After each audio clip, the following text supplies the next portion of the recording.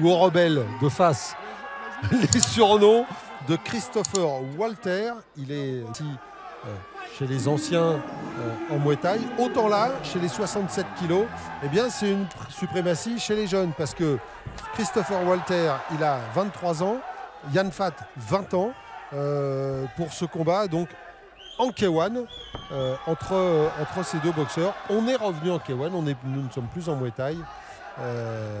Donc pour ce combat, Christopher Walter, il est du team SAK Team Valente, alors que Yann Fat, je ne résiste pas à le dire, il est du boxing combat de beach. Voilà. Exactement. Il faut quand même savoir qu'il y a une ville en France qui s'appelle Beach et dans lequel il y a un club. Non mais dans un club et un grand club. Parce que bon, c'est vrai qu'on le dit un peu en rigolant, mais boxing, combat de beach, c'est pas la première fois qu'on en parle. Et c'est vrai que c'est une petite ville de France, mais il y a un club qui fonctionne très très bien avec des grands combattants. Oui, parfaitement, Philippe. Non, mais c'est à signaler. Faut le dire. Il n'y a pas que les grands clubs qu'on connaît. Il y a aussi plein de clubs qui sortent. On connaît dans la région sud, on vous parle souvent de la SKB, on vous parle du KBC Marguerite, on vous parle de tous ces grands clubs, du Lionsfast, du Phoenix, enfin que sais-je encore.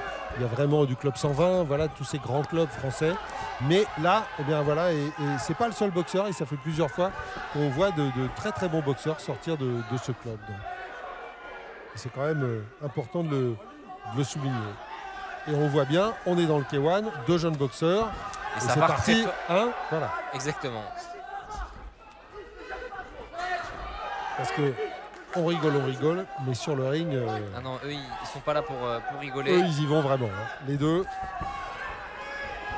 Et Christopher Walter oui. qui Superman Punch peut bénéficier du coup de sparring partner de qualité à l'entraînement, puisque oui. Avec Akram Hamidi, un peu plus léger, mais. Oui, puis on peut imaginer que Steve, de temps en temps, remet un petit peu les gants quand même. Exactement, hein, je pense aussi. Pour travailler avec ses élèves.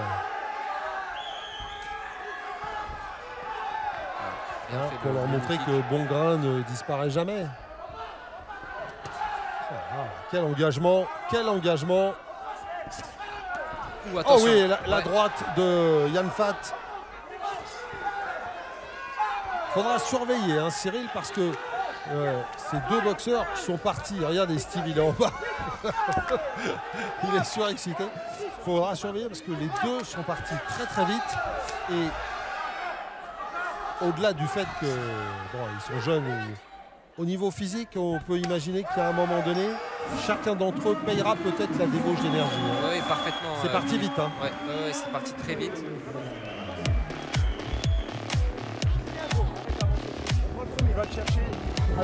Ça c'était bien. Esquive, remise dans low kick. Ouais.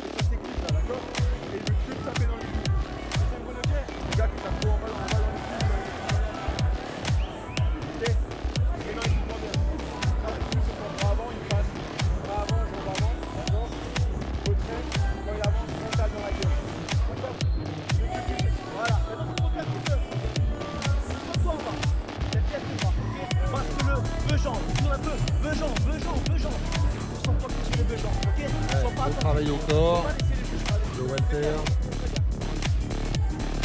On a vu beaucoup de choses dans cette première reprise. Hein, voilà ce bras arrière là avec cette belle droite.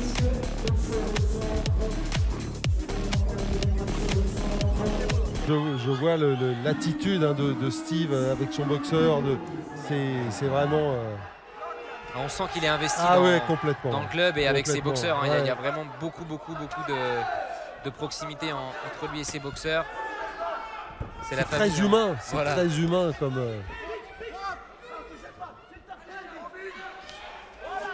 Vous savez, on est très proche de son entraîneur. Hein. On voit généralement plus son entraîneur que sa propre famille. Donc, oui. Il y a forcément des liens forts qui se tissent entre le boxeur et son entraîneur. C'est bien fait cette jambe arrière. Et la réponse tout de suite de Yann Fat, c'était bien fait. Voilà, on a une opposition un peu de style avec Yann Fat qui se déplace. Ah, c'était bien fait. Ouais, mais alors c'est vrai qu'il s'est un peu retourné. Donc, mais il faut qu'il se contrôle. Oh, là par contre, il a eu raison de ne pas se contrôler, de mettre une belle droite. Et on vous parlait de physique. On a l'impression, Cyril, que c'est Yann Fath le premier qui est un petit peu, comment dire, fatigué, un petit peu en manque d'oxygène. Ouais. On le voit chercher, il ouvre la bouche un peu là. Et puis le regard aussi est parlant. On sent un regard un peu plus inquiet par rapport à celui de Christopher Walter qui exactement, lui a l'air sûr de ce qu'il fait. Exactement. Superbe enchaînement, cela étant de Yann Fath avec un enchaînement en point, en haut, en bas, en haut, avec la sortie en low kick. C'était bien fait. Il cherchait l'uppercut. Ouh là là, on l'a vu regarder dans son coin, comme vous le disiez là. Il pourrait se faire compter sur ce genre d'attitude parce que vraiment... Voilà, Christopher Walter, il est en train de mettre le pressing. Même si Yann Fath a répondu dans ces derniers instants. Ouh là là, le middle qui a touché au corps. Ouais, il a touché là. Ça a fait mal le middle. Et il va être sauvé par le gong. Oh, le middle a fait très mal. Et on voit encore une fois Steve Valente qui est vraiment content de son élève. Fait face au public. Face au public. C'est incroyable. Il est dedans, hein. Il est complètement dedans. Il est dedans et en même temps, ce qu'il demande à son boxeur, il veut que son boxeur soit content de sa prestation. Donc il veut qu'il se fasse plaisir devant son public et qu'il continue de donner le meilleur de lui-même. C'est pour ça qu'il a beaucoup d'émotions parce qu'il sait quelles vont être les émotions de Christopher Walter à l'issue du combat suivant ce qu'il va donner sur ce match. Pour l'instant, ce qu'il fait, c'est bien. Hein. Bien sûr, c'est bien. Et voilà, on entend du donne à 3 minutes. Ouais.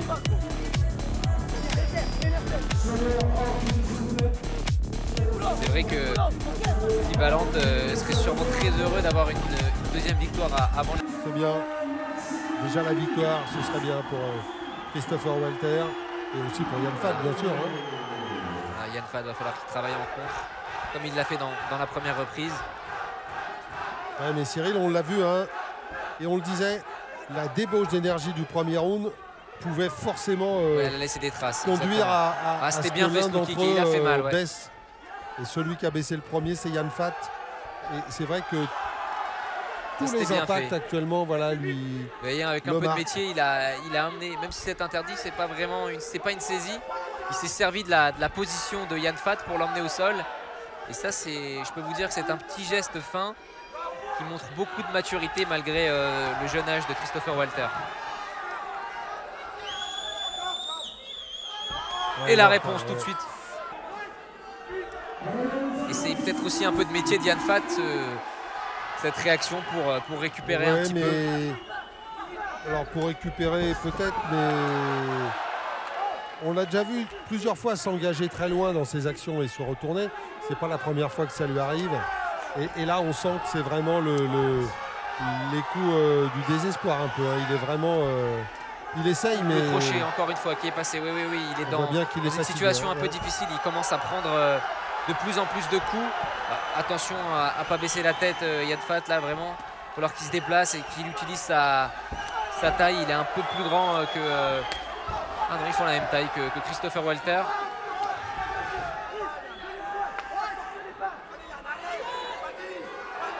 Dans son coin, il lui demande de tourner, mais il est pris par la fougue de son adversaire. La droite au corps, c'était bien fait ça aussi. Ouais, il cherche son souffle à Yann Fath, c'est pas facile pour lui cette fin de reprise.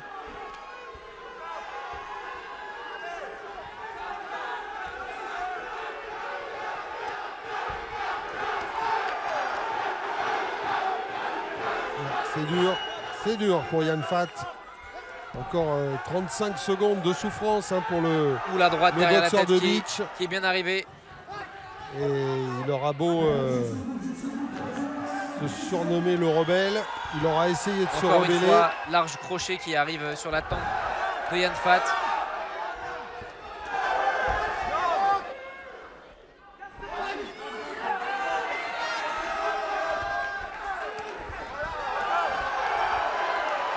Il a eu envie de se rebeller, mais face à lui, il avait le cogneur. Et on le voit bien encore plus là dans ces derniers échanges. Et ouais, il peut lever le bras, Christopher Walter, parce que en plus du combat. Exactement. Ouais. Et il était presque plus fort au 3e round qu'il ne l'était au 1er. Et ça impressionne les juges.